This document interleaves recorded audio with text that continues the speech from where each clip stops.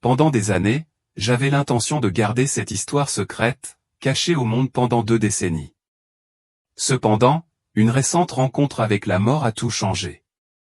À ce moment-là, le Seigneur Jésus m'a révélé quelque chose, un événement catastrophique devait se produire en 2025. Ce que j'ai vu m'a profondément ébranlé.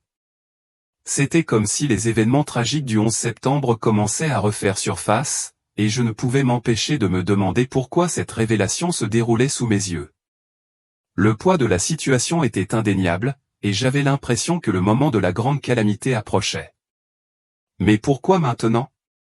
Pourquoi, de tous les temps, étais-je informé de cette catastrophe imminente? Les pensées tourbillonnaient dans mon esprit comme une tempête, et j'ai ressenti le besoin de comprendre le but profond derrière tout cela. Peut-être que certains d'entre vous qui lisez ceci ont vécu quelque chose de similaire ou ont entendu des murmures de visions similaires. Je vous encourage à partager vos réflexions dans les commentaires ci-dessous. Si cette histoire vous parle, n'hésitez pas à aimer cette vidéo et à nous réunir pour en discuter ouvertement, en respectant toutes les opinions tandis que nous explorons cette vérité troublante. Maintenant, revenons à l'histoire. Avant de plonger plus profondément dans les détails de ce jour-là, le jour où ma vie a changé pour toujours, laissez-moi vous parler un peu de qui je suis. Comprendre mon passé peut apporter un peu de clarté quant à la raison pour laquelle Dieu m'a choisi pour être témoin de cette révélation. Je m'appelle Thomas Anderson et j'ai 56 ans. Depuis plus de 20 ans, je vis seul dans la ville tranquille et pittoresque de Carmel, en Californie. La beauté de l'endroit est indéniable, le ciel bleu s'étend à perte de vue, le rythme apaisant des vagues de l'océan et les couchers de soleil qui peignent le ciel dans des teintes époustouflantes d'orange et de rose. Pourtant, malgré la beauté qui m'entourait, un vide profond persistait à l'intérieur. Peu importe à quel point j'essayais de combler ce vide, rien ne semblait vraiment me satisfaire. Jour après jour, je suivais la même routine monotone, je me réveillais, je me préparais une tasse de café, je fixais un mur blanc sans rien dire et je m'enfonçais dans un fouillis de pensées décousues. Autrefois, j'avais fait partie de quelque chose, une famille, un foyer, une vie remplie d'amour. Mais maintenant, tout ce qui restait, c'était des photos fanées et des souvenirs brisés qui s'écrasaient souvent sur moi, comme des vagues féroces qui m'entraînaient plus profondément dans la mer de la solitude. J'avais une famille, une femme qui était un phare de foi et d'amour. Elle croyait en Dieu de tout son cœur et avant chaque repas, elle prenait ma main et celle de notre petit garçon, fermait les yeux et murmurait ses prières. Ces moments, désormais perdus dans le temps, me hantent encore. Et maintenant, je suis assis seul, jour après jour, les yeux fixés sur mon assiette, m'interrogeant sur le silence qui m'entoure. Dieu écoute-t-il vraiment? S'il est réel, pourquoi ma vie me semble-t-elle si vide, si pleine de souffrance? Je n'ai jamais voulu parler de ce jour fatidique, le jour où l'accident m'a tout pris. Ces souvenirs sont comme des éclats de verre brisés, et chaque fois que je les touche, ils me transpercent, rouvrant des blessures que je croyais guéries depuis longtemps. J'ai tout enfoui au plus profond de moi, les enfermant dans les recoins les plus reculés de mon esprit. Pourtant, malgré tous mes efforts pour oublier, les souvenirs refaisaient surface, rapides et brutaux, comme des cauchemars qui ne vous laissent pas vous réveiller. Ma femme. Mon fils. Partis. Ils m'ont été enlevés en un instant. Notre petite maison, que j'avais cru être mon sanctuaire, est devenue un lieu d'échos obsédants. C'est dans le silence de chaque pièce, les chaises vides, les tasses de thé froides et intactes sur la table que je ressentais le plus leur présence. Dans la lumière du soleil matinal, j'apercevais les yeux brillants de mon fils, ou dans la brise qui passait par la fenêtre, je pouvais presque entendre le rire de ma femme. Mais quand je rentrais chez moi, le silence m'envahissait, froid et étouffant. J'avais l'habitude de noyer mon chagrin dans le whisky, de passer de longues nuits à essayer de m'échapper dans sa brume enivrante. Mais rien n'était assez fort pour effacer de mon esprit les images de leur visage. Les jours s'étiraient comme le tic-tac d'une vieille horloge rouillée ou interminable et monotone remplie d'aucun but, d'aucune échappatoire. Il me semblait que ma vie serait toujours un cycle ininterrompu d'isolement, de regrets et de lutte constante pour échapper aux souvenirs douloureux. Mais ensuite, un jour fatidique, tout a changé. Un jour que je n'avais pas vu venir. Les souvenirs de ma famille disparue ont refait surface avec force, comme s'ils essayaient de m'avertir. Ce jour-là, cette vie qui avait été consumée par l'obscurité et le désespoir était sur le point d'être interrompue d'une manière que je n'aurais jamais pu imaginer. Ce jour-là allait s'étirer, long et inflexible, marquant le début de quelque chose de bien plus grand que ce que j'aurais pu prévoir. J'ai quitté le travail alors que le soleil commençait à descendre derrière l'horizon, peignant le ciel au-dessus de Santa Barbara d'une douce lueur orange. La route du retour m'était si familière, chaque virage était gravé dans mon esprit que j'aurais pu la conduire les yeux fermés. Comme je le faisais tous les soirs, j'ai allumé la vieille radio, laissant les notes familières d'une des chansons préférées de la famille remplir la voiture. C'était un air que ma femme fredonnait souvent pendant qu'elle cuisinait, tandis que mon fils dansait à ses côtés dans le salon, ses petits pieds tapotant sur le parquet. La musique, autrefois source de réconfort, semblait maintenant peser lourd dans l'air.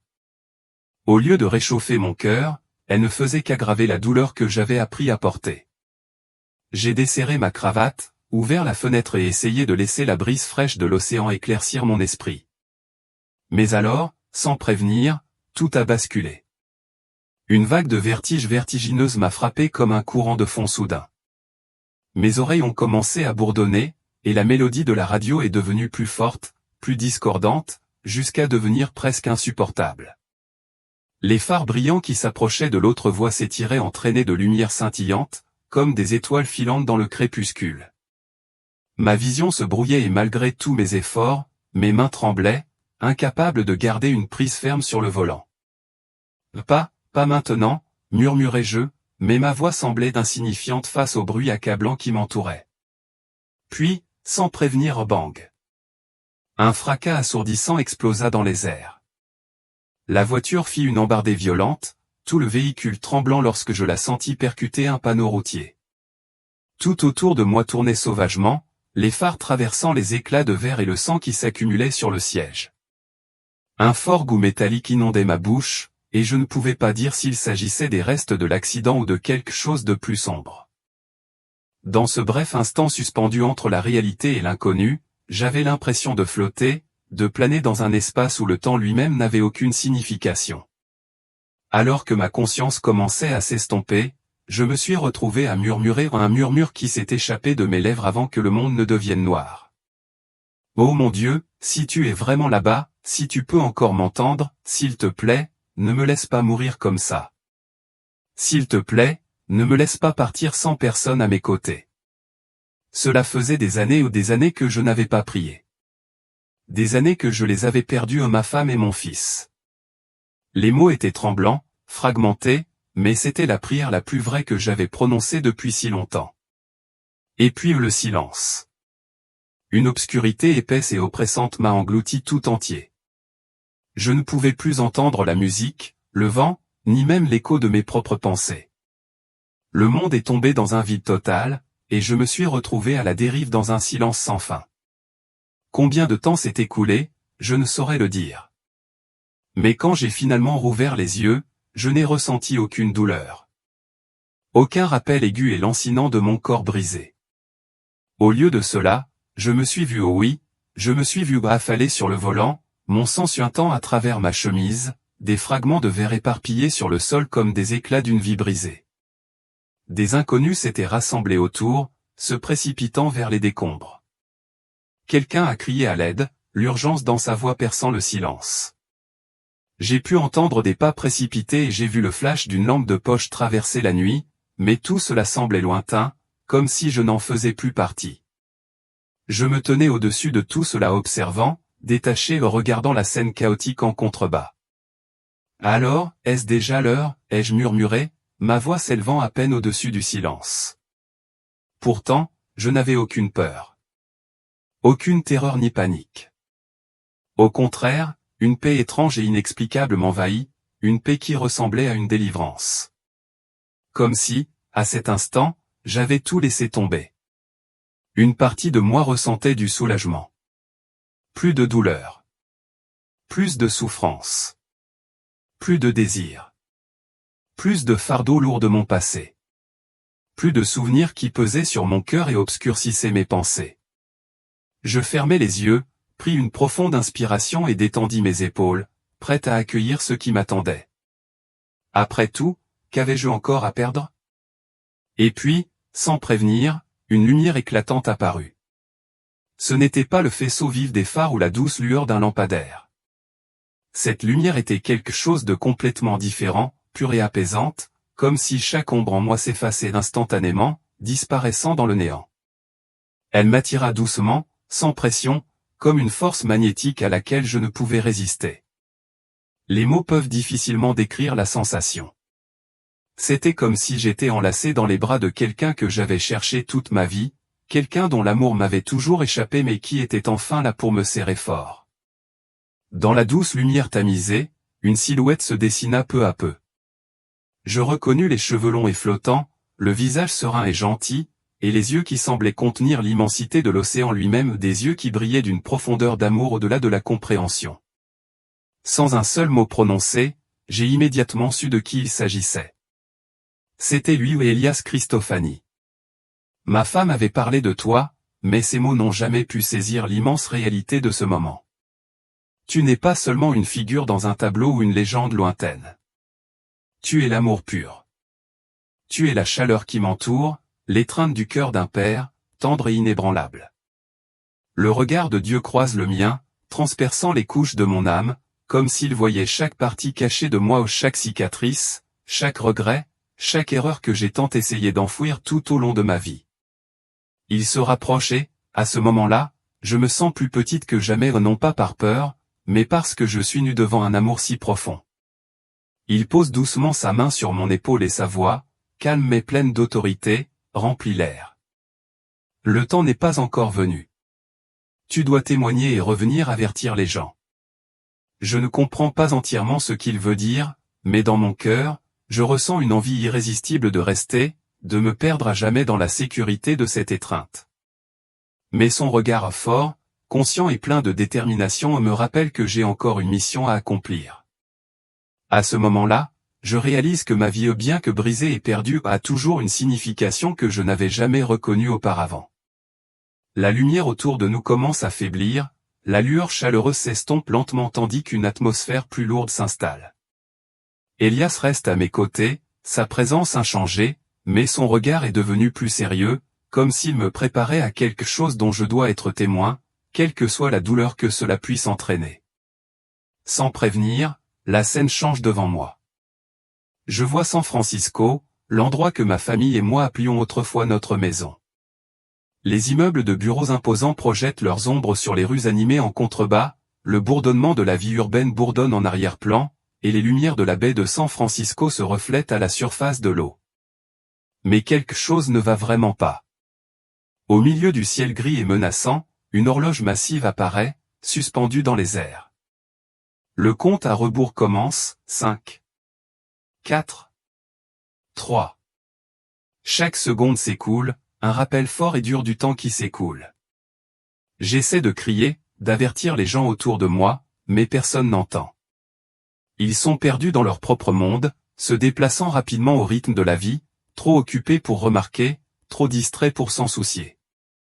2, 1, 0. Le moment final arrive avec un bruit assourdissant, puis une explosion.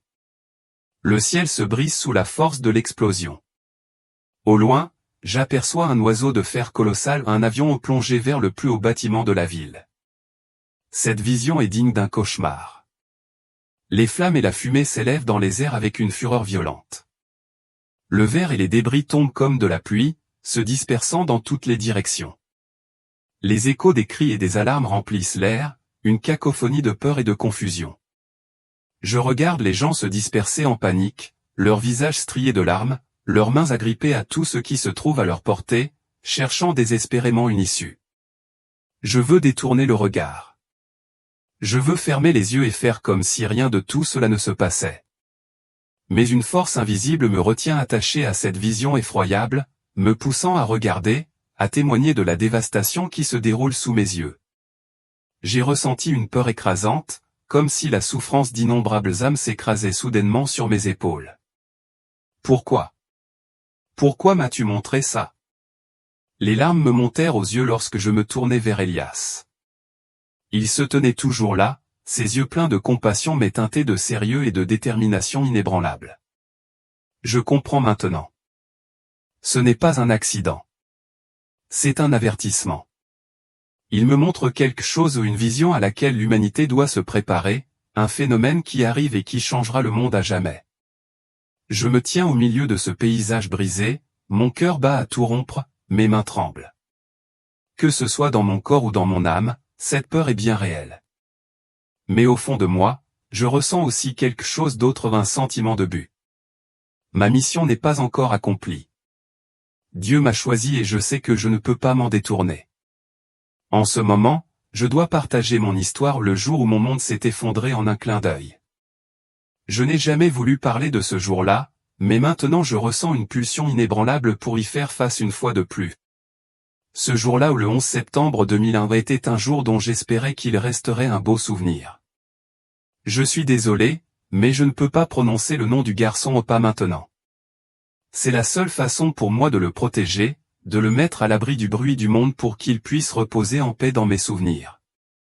À cette époque, le garçon et moi avons visité la tour nord du World Trade Center. Je me souviens de son regard, de la joie pure et de l'émerveillement qu'il avait en contemplant la ville tentaculaire en contrebas. « Papa, regarde. C'est tellement beau » s'est-il exclamé, ses yeux s'illuminant en admirant la vue. J'ai souri, reconnaissante de ce moment, pensant que ce serait un souvenir que nous chéririons tous les deux pour toujours. Mais le destin, avec son sens cruel de l'ironie, en avait décidé autrement. Quelques heures plus tard, tout ce qui m'était cher était détruit, ne laissant derrière lui que ténèbres et agonie.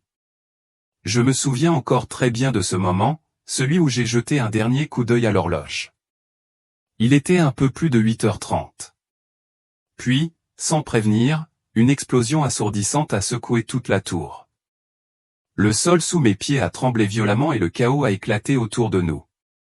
Les cris de terreur résonnèrent et j'eus l'impression que les fondations mêmes du monde s'effondraient sous mes pieds. Tout ce que je connaissais, tout ce que j'aimais s'effondrait. Et puis, mon précieux fils, l'enfant que j'avais juré de protéger toute ma vie, disparut dans la mer de gens paniqués. J'ai crié son nom, mais ma voix fut engloutie par le chaos. Je me frayai un chemin à travers la foule, cherchant désespérément, mais il était introuvable.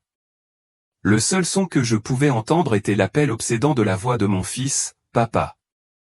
Papa. » Et qui s'affaiblissait à mesure que la foule l'engloutit tout entier.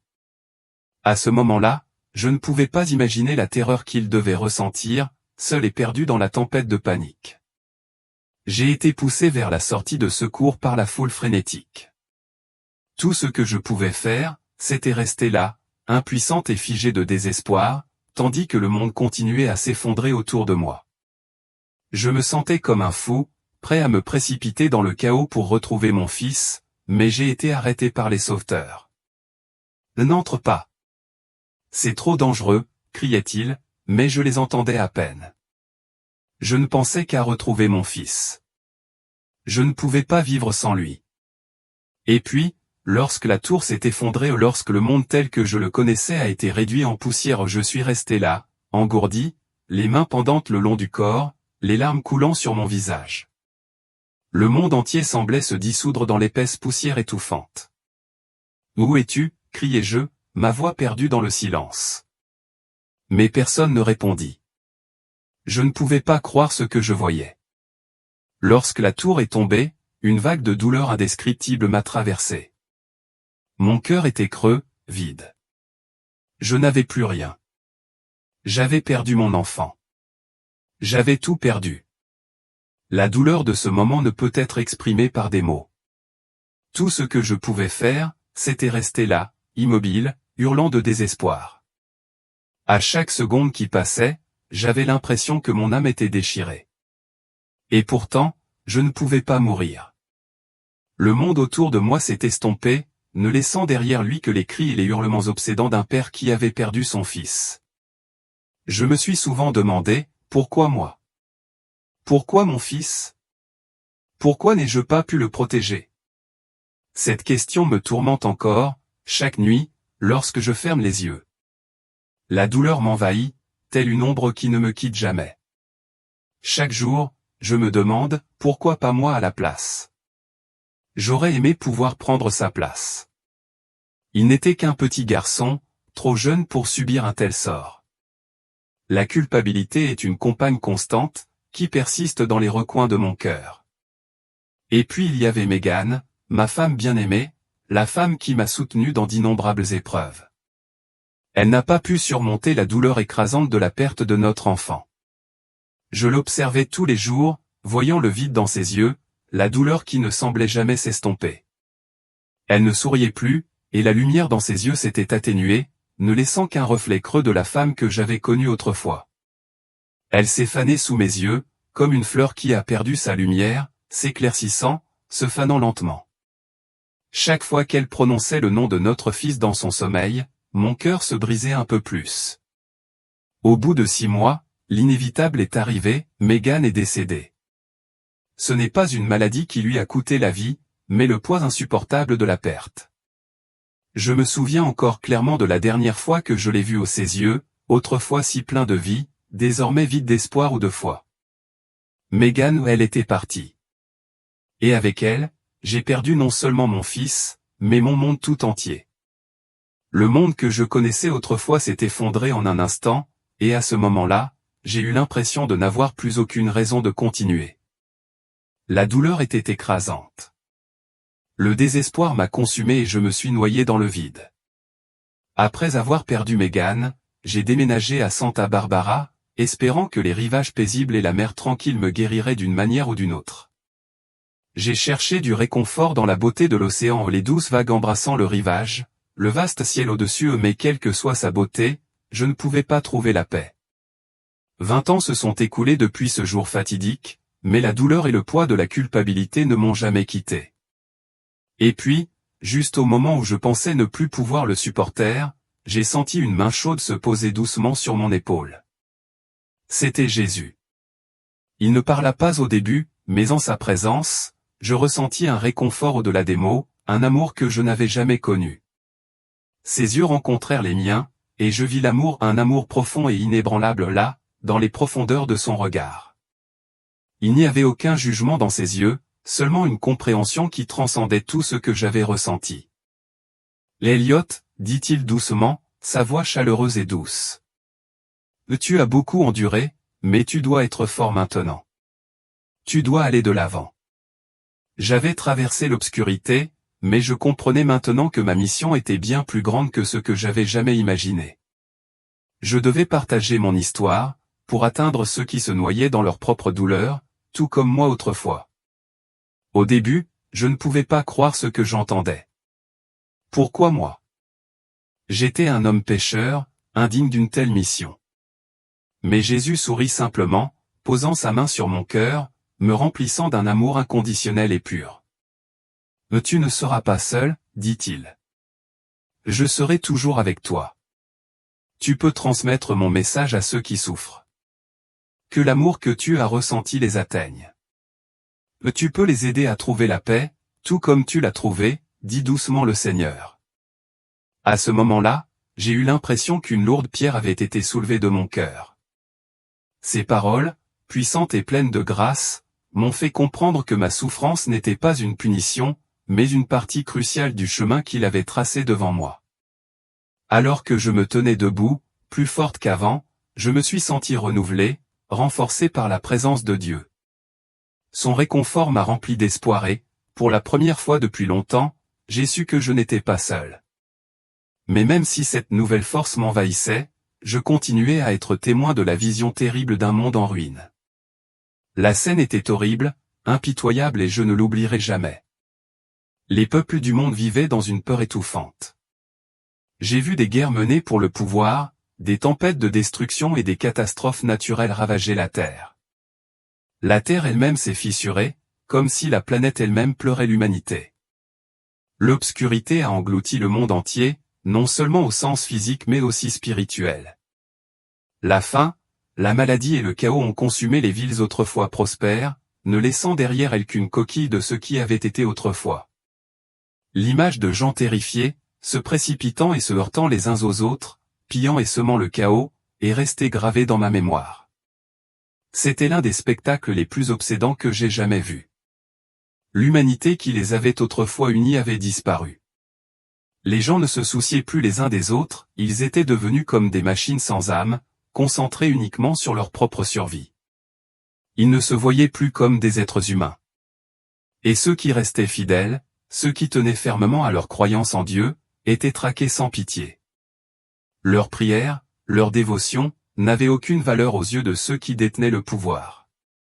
J'ai vu les dirigeants, impitoyables et calculateurs, s'élever au pouvoir avec des plans sinistres. Ils répandaient la peur dans tout le pays, et quiconque représentait une menace pour leur règne était soit exilé, soit anéanti. Les laquais, toujours prêts à s'agenouiller et à obéir, abandonnaient tout sens de la compassion, devenant de simples outils d'oppression. La belle essence des gens était dépouillée, les laissant froids, sans cœur et dépourvus d'amour. La souffrance et la panique enveloppaient tout, chaque recoin du monde semblait se noyer dans l'angoisse. Et au milieu de ce chaos, une vague d'anxiété et de peur m'a saisi. Je ne pouvais plus retenir mes larmes. Le désespoir m'envahissait comme une marée implacable. Je tombais à genoux, mes mains tremblantes alors qu'elles agrippaient la terre sous moi. Ô Dieu, criai-je dans mon cœur, mais seul le silence répondit, résonnant dans le vaste vide. Ces événements dont tu as été témoin, parla à nouveau le Seigneur, sa voix résonnant dans mon esprit, se dérouleront bientôt l'année prochaine. Ce monde s'effondrera, et ceux qui ont un cœur mauvais saisiront l'occasion. La vie deviendra plus dure que jamais auparavant. Chaque mot de son message me frappa profondément, comme une vague écrasante pour mon âme. Face à une telle destruction, je ne me sentais plus comme un simple observateur. J'avais l'impression d'en faire partie, une partie de l'avertissement qui devait être partagée. Pourtant, malgré ce sentiment d'objectif, le poids du désespoir me faisait me sentir impuissante. Et Dieu, demandai-je, ma voix remplie de désespoir, que dois-je faire pour changer cela? Comment puis-je endurer cette souffrance tout en gardant la foi? Il ne me répondit pas immédiatement. Au lieu de cela, il m'a révélé une lueur d'espoir au milieu de l'obscurité. Des profondeurs du désespoir, une nouvelle lumière a commencé à briller, perçant progressivement l'obscurité épaisse et étouffante de la nuit. J'ai vu un groupe de personnes, unies par leur croyance en Dieu, se tenant ensemble avec des cœurs remplis d'une foi inébranlable et d'une résilience. Dieu est avec eux. Leurs prières remplissent l'air et je sens une force invisible, une force qui les soutient dans tous les défis auxquels ils sont confrontés. À ce moment-là, je ressens un sentiment écrasant de paix et d'espoir. Ces croyants, ceux qui ont enduré et tenu bon dans leur recherche de Dieu, commencent à trouver la force de s'élever au-dessus de leur souffrance. Leur foi, qui semblait autrefois si fragile, se dresse désormais comme un phare, éclairant la voie vers un avenir meilleur. En regardant cela se dérouler, mon cœur s'est gonflé d'émotion. J'étais rempli d'un espoir que je n'avais jamais connu pendant les années où j'avais vécu dans la douleur et le désespoir. Ce monde, je l'ai compris, n'est pas la fin. L'amour et la foi de Dieu peuvent tout changer. En revanche, ceux qui ont choisi la voie du mal, tournant le dos à Dieu, ont rapidement succombé à la corruption. J'ai vu leur défaite et, avec elle, leur chute dans les flammes éternelles de l'enfer, où les âmes mauvaises sont condamnées à brûler pour toujours.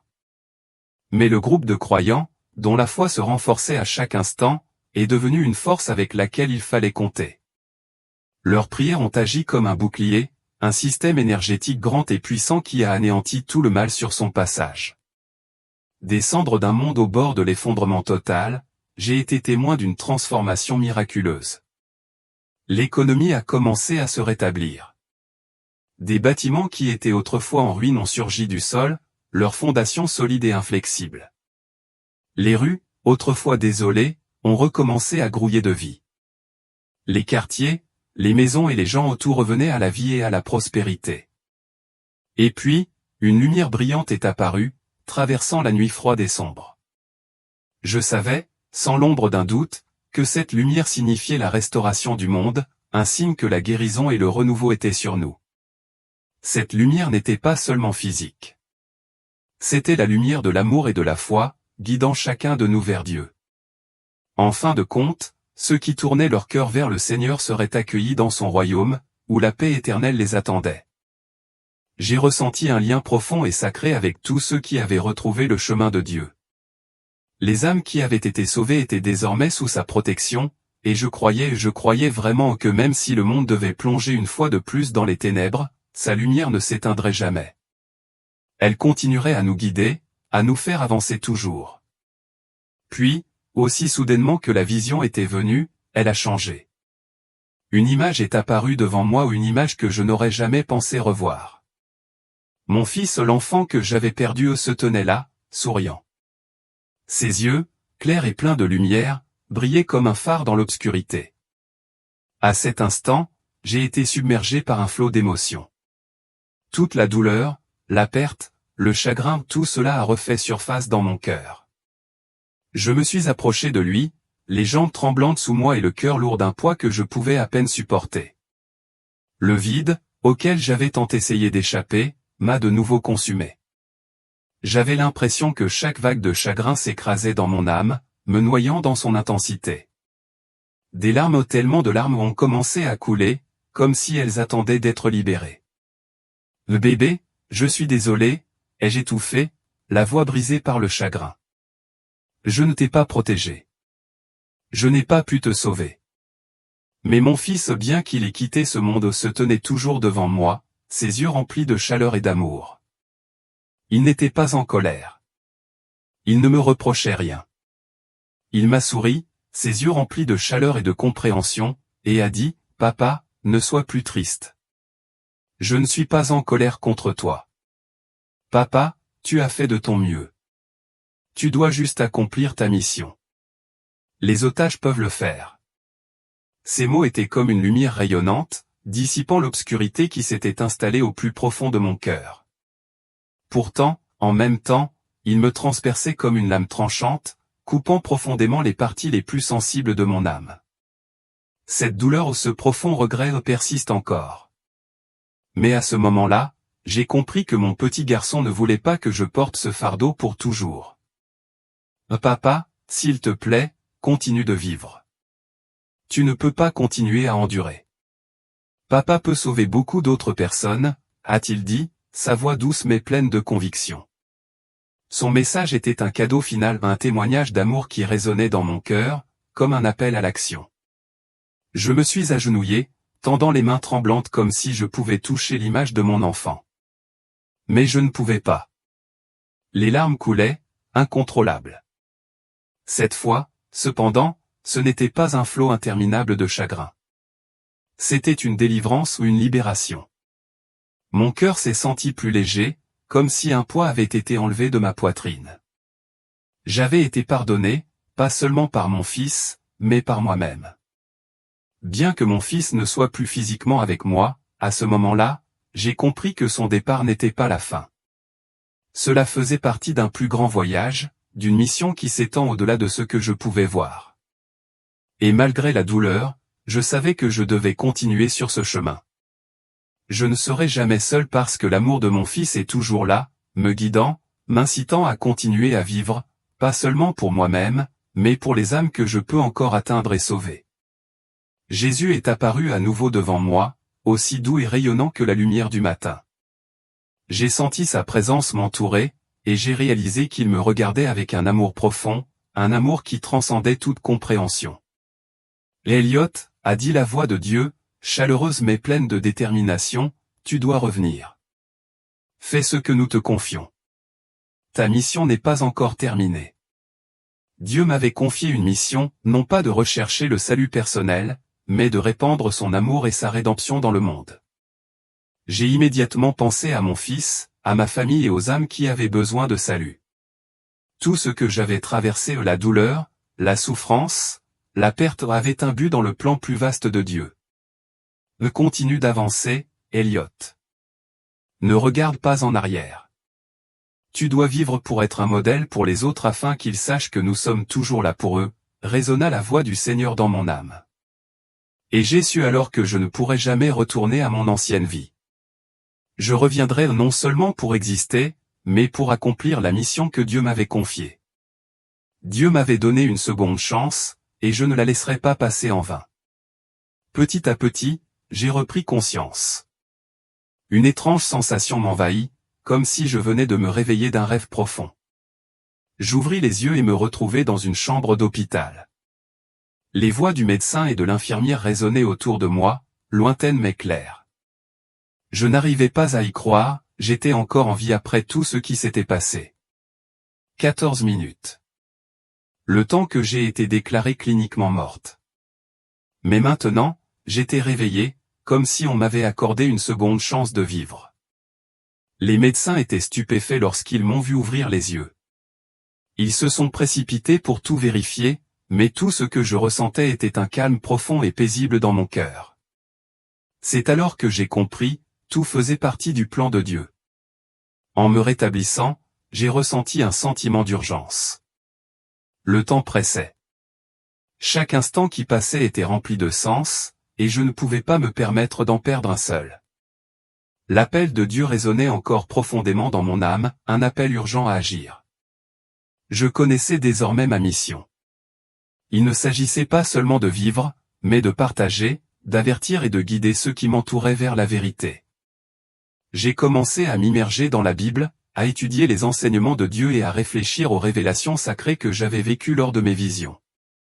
Chaque jour, je passais des heures à lire, à réfléchir et à noter tout ce que j'avais vu, en particulier les événements du 11 septembre 2001. Les images, les émotions et les messages dont j'avais été témoin avaient transformé à jamais ma vision du monde. Je pouvais le sentir dans mon âme, ces événements n'étaient pas une coïncidence. Ils faisaient partie du grand plan de Dieu pour l'humanité. Je savais que je ne pouvais pas garder ces messages pour moi. Dieu m'avait renvoyé dans le passé pour une raison, partager cette histoire, avertir le monde et préparer tout le monde aux jours difficiles à venir. J'ai donc pris la décision de contacter les églises et les communautés religieuses, dans l'espoir de parler ouvertement et en toute transparence de mon expérience. Au début, j'étais nerveuse et incertaine quant à la manière dont mon histoire serait reçue. Mais lorsque je suis entrée dans ces communautés, j'ai été accueillie avec une vague écrasante d'amour et de soutien. Les gens n'ont pas seulement écouté mes paroles, ils ont établi un lien plus profond avec eux. Ils ont compris que ce que je partageais n'était pas une simple théorie ou des sentiments vagues, mais la vérité brute de ce que j'avais vu et vécu. Ils ont écouté attentivement pendant que je racontais chaque détail de ma vision, en commençant par les événements dévastateurs du 11 septembre, en passant par l'effondrement du monde que j'avais connu autrefois, et en terminant par l'espoir d'une vie renouvelée qui ne pouvait venir que par le retour à Dieu. L'amour et la confiance que j'ai ressentis de la part de ceux qui m'entouraient n'ont fait que renforcer ma détermination. J'ai réalisé, à ce moment-là, que je n'étais pas seul dans ce voyage. Chaque jour, je ressens un sens encore plus grand de mon objectif, et j'ai fini par comprendre que ce n'est pas moi seul qui est concerné. Nous partageons tous la responsabilité de construire un monde meilleur, un monde où l'amour, la compassion et le pardon sont les principes directeurs de toute l'humanité. Le temps presse. Je le ressens plus vivement que jamais l'urgence de chaque instant qui passe. J'ai été témoin de trop de choses, et je ne peux ignorer le besoin de partager mon histoire. Ce n'est pas seulement un voyage personnel, c'est un avertissement, un appel à l'action. J'espère qu'en partageant mes expériences, je pourrai aider ceux qui sont perdus à trouver la foi et l'espoir au milieu des temps incertains et difficiles qui nous attendent.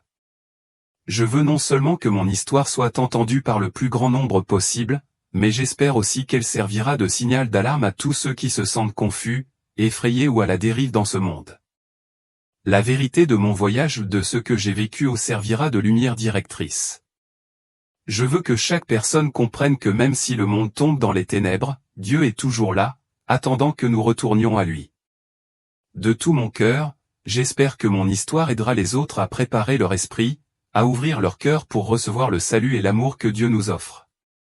Je crois que lorsque nous nous connectons à Dieu et vivons selon la mission qu'il nous a confiée, son royaume nous sera révélé. Chacun de nous a un rôle à jouer dans le grand plan de Dieu. Et si mon histoire peut aider ne serait-ce qu'une seule personne à retrouver le chemin de Dieu, je considérerai que cela en vaut la peine. Ensemble, nous pouvons surmonter tous les défis et entrer dans le royaume de Dieu, où l'amour et la paix règnent pour toujours.